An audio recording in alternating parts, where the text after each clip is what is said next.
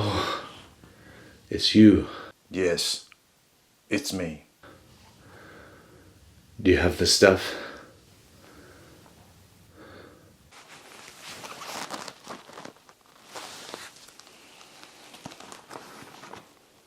Is this what you were after?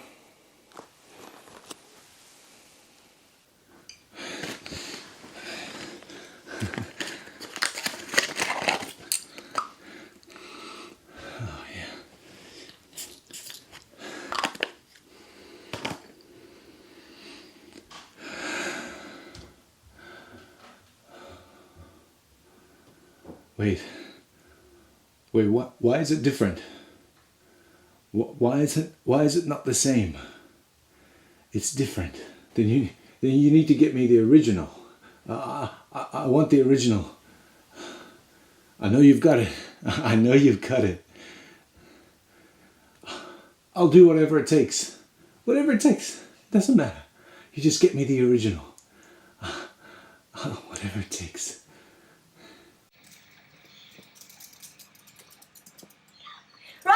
What did you do with the grocery money?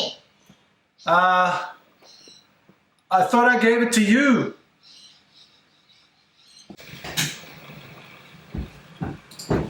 Dad! Dad!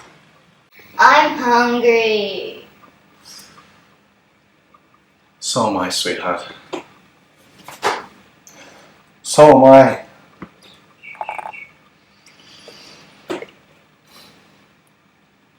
Hey. Hey. Wake up.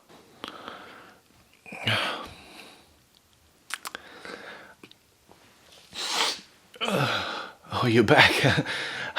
I knew you'd be back. Do you have the original? You do. You got the original. Can I have it? Can I have it, please? Get up. Stop being so bloody dramatic. It's just an unboxing and first impression video. Oh, here. Get up. Fine. Fucking never let me have any fun. Yeah. Get up. Ugh, bloody hell. Never let me have any fun. Okay, here we are. Alright, is that on? Alright, cool. Here I am. Click, boom. Hey, here I am. Great. And here I am in what I call the lab. I'm going to call this place the lab because this is my laboratoire and this is where I'm going to test out unboxings and stuff like that. So I've got a very special one today is because I've been looking for this high and low for a very long time. And well, there are a few around, but they're extremely pricey. But then I came across this one, which was a very reasonable price for what it is. I didn't know exactly what batch I was getting. This Opium pour homme has been reformulated many times. Why opium, you may be asking? And I'm asking that myself. I don't really know. Because it started with this one right here. This is something that my mother used to wear, and it is the original opium, and it is the original formulation of opium. I don't know if I've ever talked about this one previously, but here it is in all of its beastly qualities. Now, this bottle here is from 1985, I think, and the top notes are still okay. The mids and the bass are just perfect, and you have to wash this off if you really want to not wear it anymore, because it's got all the, what has it got in the ingredients list? It's got all those sort of natural oils in it, you know, the ones that cause you cancer and things like that. So yeah, I'm not really a fan of cancer, but you know, if I need to smell like the original opium, then I will. It doesn't really matter. So started off with this. Now, I have smelled the Opium pour homme, I don't know, a long time ago. The smell is not foreign to me. So I did pick it up a fair few years ago, maybe 4 or 5 years ago, I think, this bottle here, which is the Eau de Toilette. And I thought, oh, okay, well, I remember this from back in the day. I pick it up and I start wearing it. And I've gone through a bit of it. It's nice. And I started to delve a bit more deeper into it because this bottle is from, I think, 2015, 2016, something like that. And Of course, with all of these fragrances that were around in at least over 20 years ago, this was from 1995, so they've been reformulated. Of course they have. Of course they have. So and YSL has gone through a fair number of changes of ownership, let's say, and so every time that's happened, they've been reformulated again. It's gone from Charles of the Ritz to Sanofi to Gucci PPR to who owns them now? Is it L'Oreal? I don't know, but yeah, that's where it's at. And then I heard that this was being discontinued, and I thought, well, why not pick up a backup bottle, because I like the actual smell so much. But delving deeper into things, as I generally do, I also have got the eau de parfum, because this came in an eau de parfum. There was a few flankers as well. There was a summer flanker, which I believe doesn't have the same scent profile as the original lineup does. I've got this eau de parfum. I've got two of these as well, and they come in the plastic refillable bottles. I've only ever seen these, right? And these are supposed to be refillable bottles. I'm not gonna play with this one because I haven't sprayed it yet. But this is the one that I do wear, and it's a beast. Now, I've talked about this in a previous list video that I did. This is the refillable bottle, and if you haven't seen what these actually do, there's a little latch at the back like this, and you squeeze the sides and it just pops out. And this is supposed to be this is the container, the plastic container, and you're supposed to be able to find refills of this. Now, the Opium Eau de Parfum for men only came in a 50 ml size, okay? They never came in 100. Now, I've never, ever seen just the refill being sold anywhere. I've never seen it. I've only ever seen them in this sort of format. So that's that one. Okay, let's move this stuff aside and get to the pièce de résistance, which is this one here. Now, I say the pièce de résistance because this is, in and of itself, these two eau de parfum bottles are actually the second formulation of the eau de parfum. And I haven't got anything from the original formulation. This, I did some research, and I think that the batch code and everything that's on the box indicates that it is from the 1996. So, which is the original formulation, because this came out in 1995. So let's go ahead and unwrap this. I'm assuming this is going to be a lot easier than some of the newer fragrances because, well, the glue would have dried after all these years on the packaging. So, oh, and I'm really, really nervous, if you can't tell, because generally when I do unboxings and first impressions of really old sort of fragrances, really old meaning well over 20 years, and in this case 25, 26, it doesn't really end up very well. So it really depends on whether these have kept in the right conditions. And even if they have, sometimes they just turn. So, oh, that's not looking promising. With the wrapping, yep, not at all. It's just disintegrating, which might mean that it hasn't really been kept well, but let's have a look anyway. Discard. It's generally not a good sign if you can smell the fragrance before opening the box, which I cannot, which is good. And let's open it up. Nothing too out of the ordinary here. That's the batch code, yep. Let's see if it's been sprayed. I don't think there's any juice in the actual straw itself. All right, same bottle. They haven't actually changed it like ever, and it's the same. Like, it really looks nice, but the plastic cap is not that great. Now, I sprayed the eau de toilette, the new eau de toilette, on this side, so I'm going to go ahead and spray the original on this arm here. That will do. Maybe I shouldn't have done that. Maybe I should have tested it on, oh my God.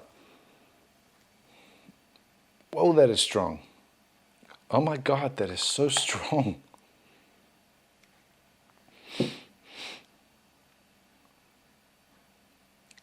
I think my brain is leaking out my nose. Hold on. Yeah, okay.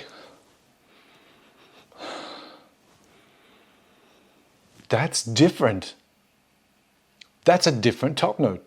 That is a completely different top note than this. They're both supposed to be eau de toilettes. Look at the color difference in the juice. I don't know if you can see that, but holy crap.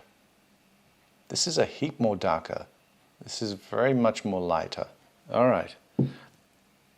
I'm not going to say that the color of the juice has anything to do with it, but it could just be very much because of age, right?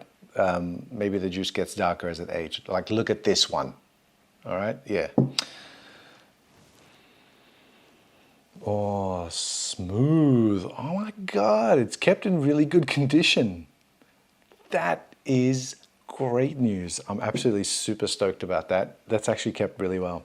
Okay, so what do I get if I'm saying it's a different top note? Ooh, it's a different top note. What a great reviewer. It's different. No, not reviewing this. I'm critiquing it. That's what I'm doing. All right, so different top note. I mean, there is cassis, and there was like leaf. There was a green leaf, not an edible leaf, more a vegetal sort of greenness that was in that opening. Just that burst of like that fresh vegetal greenness along with the cassis. That's almost it's a mix between spicy and fruity. You know, I don't want to say Christmas pudding because that's got a different element of spice, but I want to say it's a mix between spicy and fruity, and that's what I'm getting here. And it's a lot more smoother. Now this feels a little bit more like it feels a lot more transparent. This one, the original, feels a bit more dense and heavy, as you would expect with things that came out in the ye olden times. That's right, in ye olden times. Yes, kids, back in my day when we used to walk to school without feet. All right, let's let this mellow out a little bit, and I think it might take a little bit of time as well, because these older sort of fragrances had lasting power, and they also had opening notes that took a long time to develop into the mids and then into the base.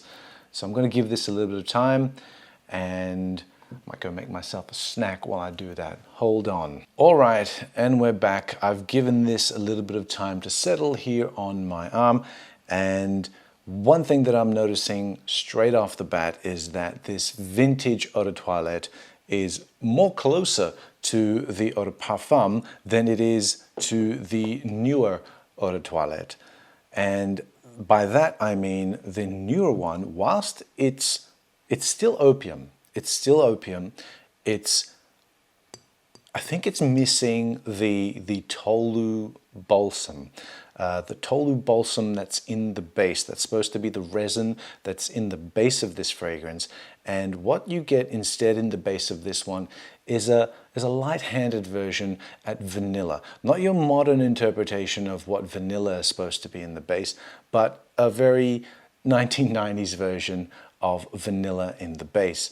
What you do get up top is a more citrusy kind of accord that really projects quite well for about the first hour or so, and then settles to a moderate sort of skin scent. It does hang around for quite a bit, but you really have to bury your nose into your arm. And that's what I'm going to do right now, because I did spray this well over a couple of hours ago now. All right, so there it is. There's hints of the black currant, or cassis if you want to call it that, which I do, in there as well. But it has slightly woody and vanillic undertones there on my skin, and that's it. I can barely smell it, and that's probably because it's being overpowered by this guy here, the vintage eau de toilette, which I sprayed on this arm, and it's been about 45 minutes, let me say. So And it's still going strong. I would really love to tell you that it has developed into its base, but it hasn't really moved there quite yet in its entirety, because what it's doing, it's still giving me that cassis, probably not as peppery and straight up your nostrils as it did in the opening, which it did. There was a huge peppery kick in this, and that's why I felt like it just like sort of rammed its way into my brain through my nostrils, and I had to take a second to to collect myself and my brain to stop it from falling out of my nose. And that sort of died down. There's still some peppery nuances in there, and I take that because I'm getting that because it's from, well, maybe the pepper itself, but it's again, there's that vegetal greenness, and it could be the leaf of the blackcurrant that's in there as well, that I'm getting. Or is that my crazy imagination? I don't know. But the depth is coming through for sure in spades, because there is a heap more tolu balsam in here than there is vanilla in terms of resins. And that's what makes it much more resembling of the eau de parfum than the new eau de toilette. I will not even come near spraying this one on, because this is not in the picture. I just brought it along because I just wanted to tell you the story of my opium addiction, of my growing opium addiction. I have a whole bunch of them now, and I don't know if I want to start on flankers, because that's a dangerous road to go down. I think the men's one only had like a couple of flankers anyway, so that's fine, but the women's one has had like 20 million flankers. So there you have it. I'm going to take another bit of a breather and let that sit for a little bit longer, because I want to do this review justice. I want to do this critique justice. It's one of my favorite smells. I don't even want to say it's my favorite fragrance. It's just one of the things that I really like to smell and like to smell like. It smells good. It smells like, well, maybe I should have dressed up for the occasion, but I thought I'd keep the continuity from the intro, so I didn't. And plus it's stinking hot here, and probably spraying this on a hot summer's night in Australia, g'day, wasn't the best idea, because this is going to radiate off my arm for like the rest of the week. And I'm not saying that's a bad thing. Could be worse things than that. Ooh, wow. Yeah, there's like that little bit of a medicinal vibe going there, which I do get from the eau de parfum as well, and I would certainly not recommend anyone to overspray this, especially in high heat. Now, we all look back on older scents with a bit of nostalgia, with a bit of rose-tinted glasses, and say things like, wow, yes, the older formulation was great, it was better. I'm trying my best to be as objective as possible. And yes, there is a very obvious difference straight from the opening second between the old one and the current formulation. There is. It's like, I'm not saying that the current one's a bad scent. It's actually still a really good scent. And the fact that it's still around, I mean, it's been discontinued recently, but the fact that it was still around 25 years after production meant that people were still buying it. And I've seen a lot of comments about, hey, this is dated and all this kind of stuff. Yes, it's dated if you were alive to actually experience it from 20 years ago, right? If you haven't smelled it before, it won't be dated for you. That's the thing. If you haven't smelled it before and you smell it now, you're either gonna go like, wow, that is classy, that is refined, I would wear this with a suit. Yes, you would wear this with a suit. And you would wear this when you want to announce to people of your arrival before you actually enter a room. That's pretty much what it does. It punches people in the face, and people will say, thank you for punching me in the face, because that's how strongly you will arrive. Now, another point that I always make about opium, and that I've made about opium before, is that you need to wear it. If you are not strong enough to wear this, then it will wear you, and you will look like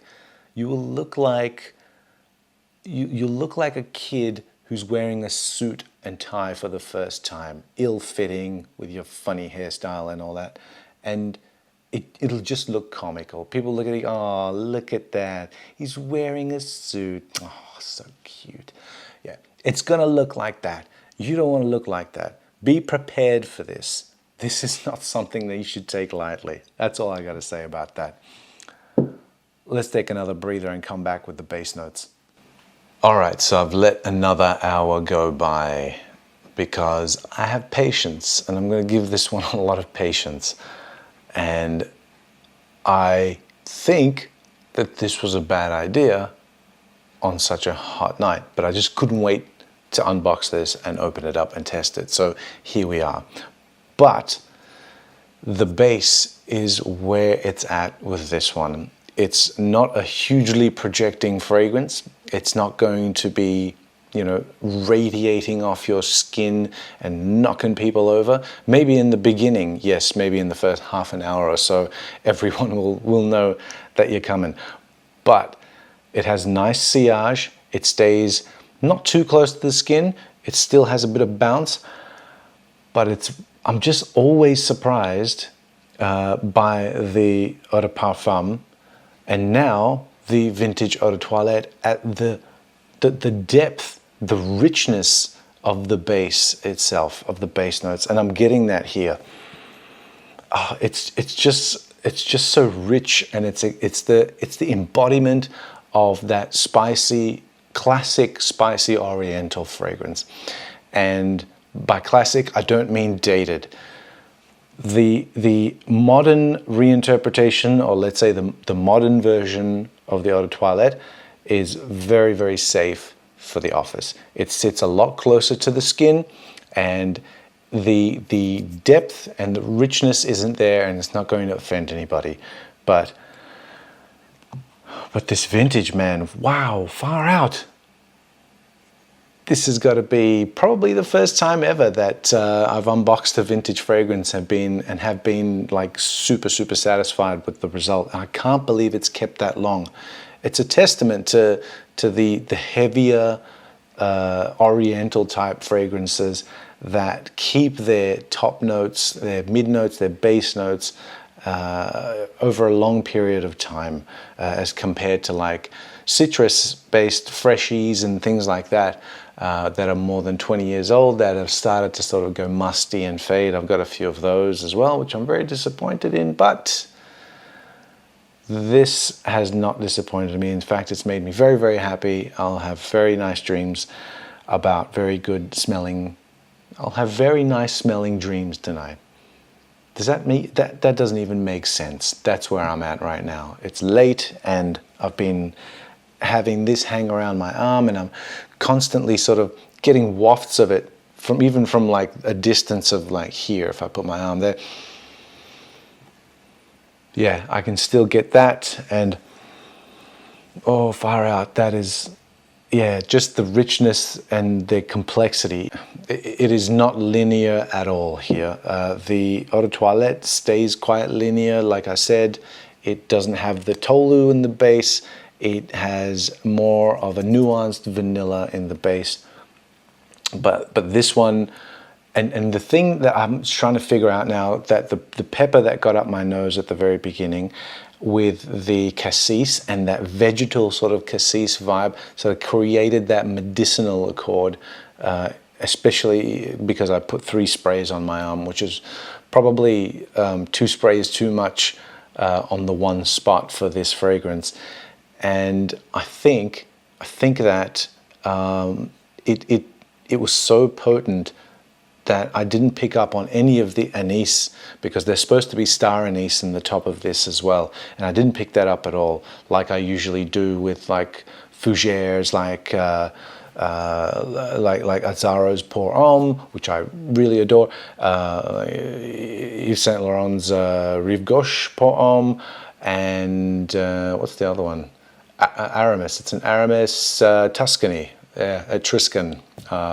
So yeah, those kinds of anise, I can pick that up right away. But the opening accord there hides the anise really well, and maybe it'll come once I let a bit more air into this and let this sort of sit for a little bit longer, even though it's been sitting for 25 years plus.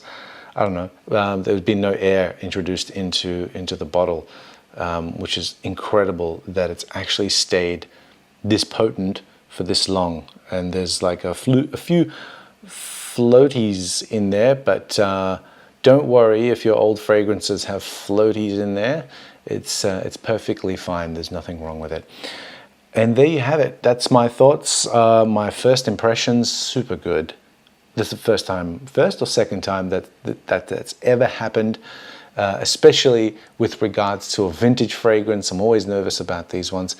And yeah, it's brilliant. If you can find this, grab it. Don't even hesitate.